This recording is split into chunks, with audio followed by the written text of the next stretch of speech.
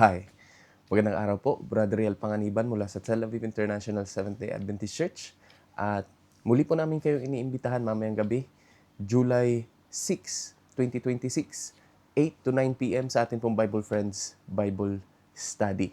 Ang ating pong pag-aaralan mamaya ay ang kwento sa Aklat ng Daniel, sa ikalawang chapter ng Aklat ng Daniel, which is ang kwento ng panaginip ng Haring Nabukadnezar. Kaya yan po ang ating babasahin ngayong araw. Ang nakalimutang panaginip ng hari. At nang ikalawang taon ng paghahari ni Nabucodonosor ay nanaginip si Nabucodonosor ng mga panaginip at ang kanyang espiritu ay nabagabag at siya'y napukaw sa pagkakatulog. Nang magkagayoy, ipinatawag ng hari ang mga mahiko at ang mga inkantador at mga manghuhula at ang mga kaldeo upang saysayin sa hari ang kanyang mga panaginip. Sa gayoy nagsipasok sila at sila'y nagsiharap sa hari. At sinabi ng hari sa kanila, "Ako'y nanaginip ng isang panaginip at ang aking espiritu ay nabagabag upang malaman ang panaginip."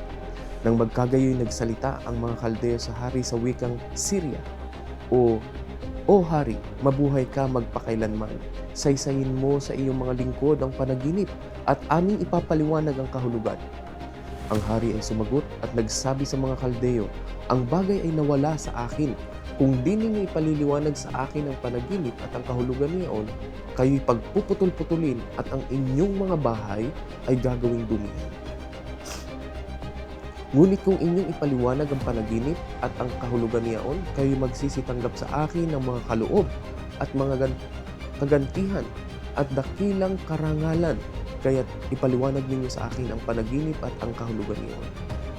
Sila'y nagsisagot na ikalawa at nangagsabi, "Saysayin ng hari sa kaniyang mga lingkod ang panaginip at aming ipaliliwanag ang kahulugan." Ang hari ay sumagot at nagsabi, "Tunay na talastas ko na ibig ninyong magdahilan sapagkat inyong nalalaman na nawala sa akin ang bagay.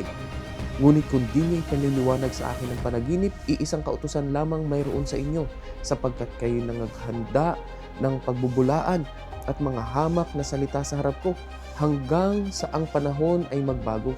Kaya't saysayin ninyo sa akin ang panaginip at malalaman ko na inyong maipapaliwanag sa akin ang kahulugan niyaon." Ang mga kaldeo ay nagsisagot sa harap ng hari at nangagsabi, "Walang tao sa ibabaw ng lupa na makapagpapaliwanag ng bagay ng hari. Palibhasay walang hari, Panginoon o pinuno man na nagtanong ng ganyang bagay sa kanino mang mahiko, inkantador o kaldeo. At isang mahirap na bagay ang inuusisa ng hari na walang ibang magpapaaninaw sa harap ng hari, liban ang mga Diyos na ang tahanan ay hindi kasama ng tao." Dahil sa bagay na ito, ang hari ay nagalit at totoong nag-alab sa galit at nag-utos na lipunin ang lahat ng pantas na tao sa Babylonia.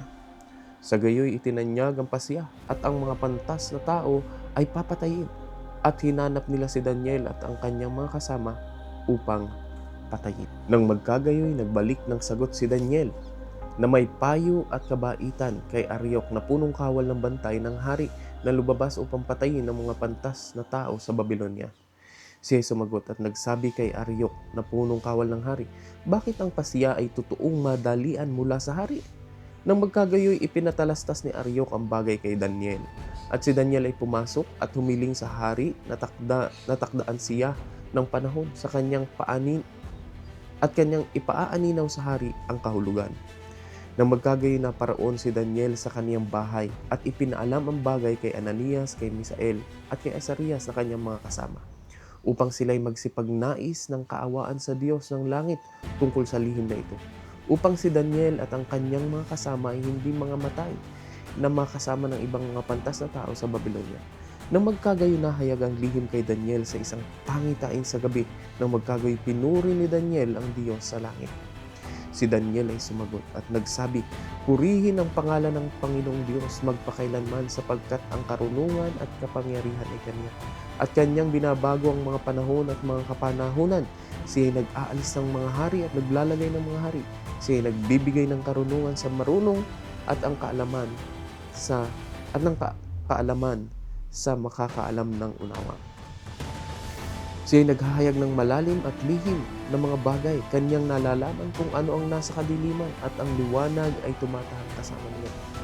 Pinapasalamatan kita at pinupuri kita, O ikaw na Diyos ng aking mga magulang, na siyang nagbibigay sa akin ng karunungan at lakas at nagpapatalastas ngayon sa akin ang ninanais namin sa iyo, sapagkat iyong ikinalam sa amin ang bagay ng hari. Kaya't pinasok ni Daniel si Ariok, na siyang inihalal ng hari na lipulin ang mga pantas na tao sa Babylonia. Siya'y naparoon at nagsabi sa kanya ng ganito, huwag mong lipulin ang mga pantas na tao sa Babylonia. Dalhin mo ako sa harap ng hari at aking ipapaaninaw sa hari ang kahulugan. Nang magkagayoy, dinalang madali ni Ariok si Daniel sa harap ng hari at nagsabing ganito sa kanya, ako'y nakasumpong ng isang lalaki sa mga anak ng nangabihag sa Huda, nagpapaaninaw sa hari ng kahulugan. Ang hari ay sumagot at nagsabi kay Daniel, ng pangalan ay Belteshazzar, mapapaaninaw mo baga sa akin ang panaginip na aking nakita at ang kahulugan niyaon?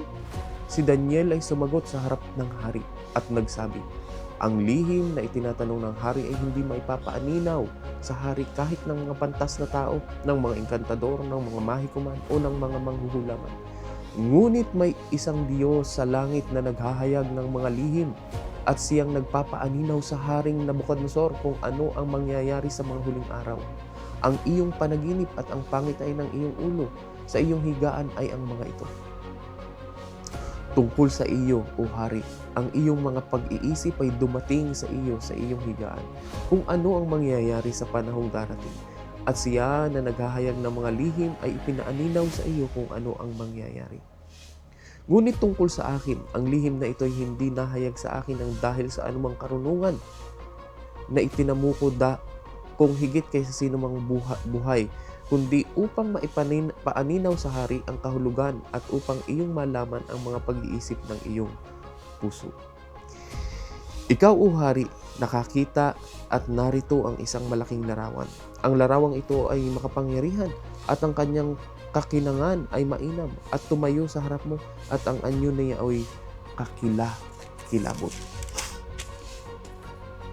Tungkol sa larawang ito, ang kaniyang ulo ay dalisay na ginto, ang kaniyang dibdib at ang kaniyang mga bisig ay pilak, ang kaniyang tiyan at ang kaniyang hita ay tanso. Ang kaniyang mga binti ay bakal, ang kaniyang mga paa ay isang bahagi ay bakal, isang bahagi ay putik na luto. Iyong tinitingnan hanggang sa may natibag na isang bato, hindi ng mga kamay na tumama sa larawan, sa kaniyang mga paang bakal at putik na luto at ang mga yaoy binasa. Nang magkagayoy ang bakal, ang putik na luto, ang tanso, ang pilak at ang ginto ay nagkaputol-putol na magkakasama at naging parang dayami sa mga giikan sa tag-araw at tinangay ng hangin na walang dakong kasusumpungan sa mga yaon. At ang bato na tumama sa larawan ay naging malaking bundok at pinuno ang buong lupa. Ito naman po ang paliwanag na ibinigay ni Daniel. Sa verse 36, patuloy. Ito ang panaginip at aming sasaysayin ang kahulugan niyon sa harap ng hari. Ikaw, O Hari, ay hari ng mga hari na pinagbigyan ng Diyos sa langit ng kaharian, ng kapangyarihan at ng kalakasan at ng kalwalhatian. At alinmang tinatahanan ng mga anak ng mga tao, ng mga hayop parang mga ibon sa himpapawid, ay ibinigay sa iyong kamay at ipinagpuno ka sa kanilang lahat. Ikaw ang ulo na ginto. At pagkatapos mo ay babangon ang ibang kaharian na mabababa sa iyo at ang ibang ikatlong kaharian na tanso na magpupuno sa buong lupa. At ang ikaapat na kaharian ay magiging matibay na parang bakal na palibhas ay ang bakal ay nakadudurog at nakapagpapasuko ng lahat na bagay at nakapagpapasuko ng lahat. At kung paanong dinidikdik ng bakal ang lahat ng ito say magkakaputol-putol at madidikdik. At yamang iyong nakita na ang mga paa at mga daliri ay isang bahagi ay putik na luto at magpapalyo at ang isang bahagi ay bakal ay magiging kahariang hati. Ngunit magkakaroon niyaon ng kalakasan ng bakal yamang iyong nakita na ang bakal ay nahahalo sa putik na luto. At kung paano ang mga daliri ng paa ay bakal, ang isang bahagi at ang isang bahagi ay putik, magkakagayon din ang kaharian, na ang isang bahagi ay matibay at isang bahagi ay marupok. At yamang iyong nakita na ang bakal ay nahahaluan ng putik na luto, sila'y magkakahalo ng lahi ng mga tao, ngunit hindi sila magkakalakipan, gaya ng bakal na hindi lumalaki sa putik. At sa mga kaarawan ng mga hari niyaon ay maglalagay ang Diyos sa langit ng isang kaharian na hindi magigiba kailanman, o ang kapangyarihan man niyaon ay iiwan sa ibang bayan, kundi pagpuputol-putulin at lilipulin niya ang lahat ng kaharian ito, at yaoy lalagi magpakailanman.